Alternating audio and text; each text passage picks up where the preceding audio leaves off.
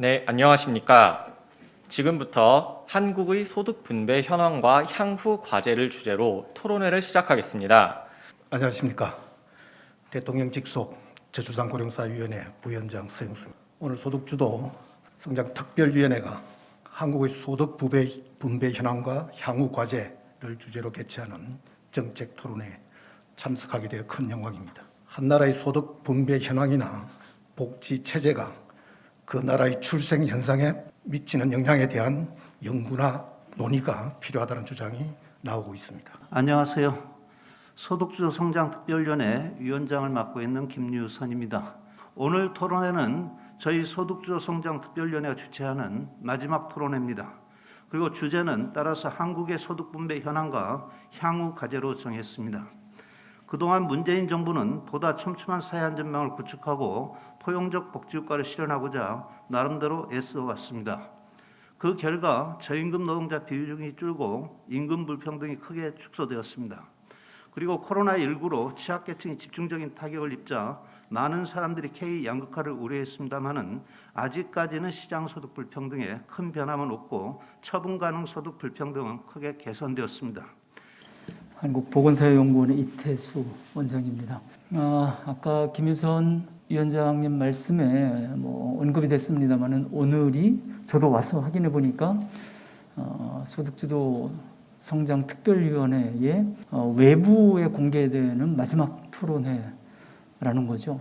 그래서 그동안 대통령 그 직속 위원회 중에 어떻게 보면 가장 많은 관심을 가졌다고 해도 과언이 아닌 이 소득주도 성장특별위원회의 마지막 행사를 저희 보건사회연구원이 함께 주최하게 돼서 저는 더욱더 기쁘게 생각을 하고 또 의미가 있다라고 생각을 합니다. 네, 반갑습니다. 한국보건사회연구원의 이원진입니다. 여기 처음에 나와 있는 그림은 이 통계청이 작성한 이제 공식 가처분 소득 진위 개수인데요. 이제 90년부터 자료가 있습니다. 그 90년부터 이 외환 위기 때 크게 증가했다가 이제 진정되었지만 그 이후에도 이제 2000년대 중후반까지 불평등이 증가를 했고요. 그런데 그 이후에는 이제 2010년대에 들어서 감소를 하고 있습니다. 요거는 이제 가계동량 조사 자료이고요. 그 이후로 이제 통계청의 공식 소득 분배 지표 자료가 가금복으로 바뀌었는데 가금복으로 작성한 자료에서도 이제 가처분 소득 진위 개수가 크게 감소하는 걸로 이렇게 나타나고 있습니다. 이제 가구 구조 변화는 지속될 거기 때문에 개인주의 문화가 확산되고 노인이 자녀와 덜 살게 되는 변화는 앞으로도 지속될 거기 때문에 이 노인 빈곤을 악화시키는 압력이 지속적으로 있기 때문에 그 노후소득 보장을 강화를 해야 점점 더 강화를 해야 최소한 노인 빈곤이 더 악화되지 않을 수 있고 더 노인 빈곤을 더 감소시키려면 이제 노후소득 보장 제도를 더 많이 확대를 해야 된다라는 말씀을 드리면서 노동시장과 임금 불평등 변화 분석입니다. 앞서 전체 가구 소득 분배에 대한 발표를 했는데요. 거기서 맨 가구 소득 중에서 가장 첫 번째 근로소득에 해당하는 부분, 그리고 가구 소득에서 가장 큰 비중을 차지하는 근로소득에 대한 부분입니다. 시간당 임금 왼쪽 그림을 보시면 진위 개수가 2004년보다 2008년을 말하자면 어떤 첫 번째 시기, 악화되는 시기로 구분을 했고요. 2008년에 증가하고 그 이후에 점차 감소되는 추세입니다. 그리고 월임금도 2010년까지 증가한 후 더 뚜렷하게 감소하는 추이를 보여주고 있습니다. 다만 이 그림에서 설명되고 있지 않습니다만 각 시기별로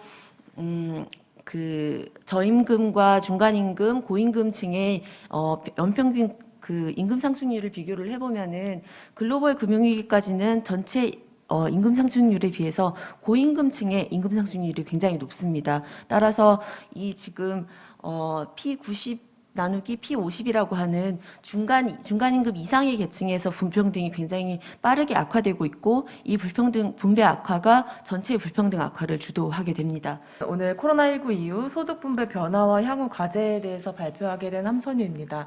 벌써 2년이나 지속되고 있는 코로나19의 유행은 우리 삶의 많은 부분을 바꿨습니다. 코로나19의 확산을 막기 위한 사회적 거리두기 정책이 시행되면서 자영업자의 매출 감소와 부채 증가가 여러 연구들을 연구를 통해 보고된 바 있습니다. 또한 학교와 사회 서비스 시설이 폐쇄가 장기화되면서 가구의 돌봄 부담 역시 큰 폭으로 증가하였습니다. 이러한 코로나19의 상황에서 우리나라의 소득 분배는 어떻게 변화하였는지를 본 연구를 통해 다뤄보고자 하였습니다. 여기 이제 분석 결과를 종합을 해보면 우선 코로나19 이후 자영업자를 중심으로 사업소득의 감소가 컸던 것으로 보여집니다. 이들의 소득 감소는 자영업자의 구성 변화를 고려하더라도 여타 고용 형태에 비해서 큰 폭이었습니다. 특히 고용원이 없는 자영업자의 소득 감소가 크게 나타났는데요. 근데 이제 이 자영업자의 소득 감소 중에서도 그 안에서 구성이 더 열악해짐에 따라서 사실 실질적으로 이 사람들의 소득 감소가 다소 과대 추정되었을 수 있다는 점을 확인을 할 수가 있었는데요. 이거는 사실은 노동시장에서 취약한 사업주가 폐업을 하지 못하고 시장에 남아있을 가능성을 얘기를 하고 있고, 실제로 이제 여러 연구나 아니면 보고들을 보면 폐업을 할 경우에 사업주 대출을 일시에 이제 상환해야 되는 문제나 아니면 관련 정부의 지원으로부터 제외될 가능성으로 인해서 폐업을 하지 못하는 고 있다는 그런 보고들이 있습니다. 예, 반갑습니다. 저는 한국보건사회연구원에서 연구자로 있으면서 지금 현재 소득분배 소위 위원장을 맡고 있는 이현주입니다. 첫째는 전반적인 그림이 저는 개인적으로 그렇게 좀 나쁘지는 않았다 이런 느낌이 들어요. 그래서 2000년대 초반에 이제 불평등이 증가하면서 여러 가지 정책 설계가 만들어졌고 2010년 이후에 그런 정책 대응이 좀 규모를 키우면서 효과를 발휘하는 어떤 그런 큰 흐름이 있었지 않나 하는 생각이 듭니다. 저는 이제 노동시장을 주로 분석하는 사람으로서 이제 오늘 토론에서는 주로 노동시장과 관련된 얘기 중심으로 좀 추가적인 얘기를 좀 드리고 싶습니다. 오늘 그 발표문을 보면은 이제 2010년 이전 글로벌 금융위기 이전 시기라고 할 수 있는 그 시기에는 구성 변화로 어느 정도 다 설명이 되지만 그 이후 시기는 잘 설명이 안 되는 측면이 있다. 이제 그렇게 얘기를 해주셔서 제가 이제 드는 생각 몇 가지 말씀을 드리면 그와 관련해서 사실은 기본소득 아젠다가 죽은 게 아니고 저는 굉장히 강력하게 살았다고 생각합니다.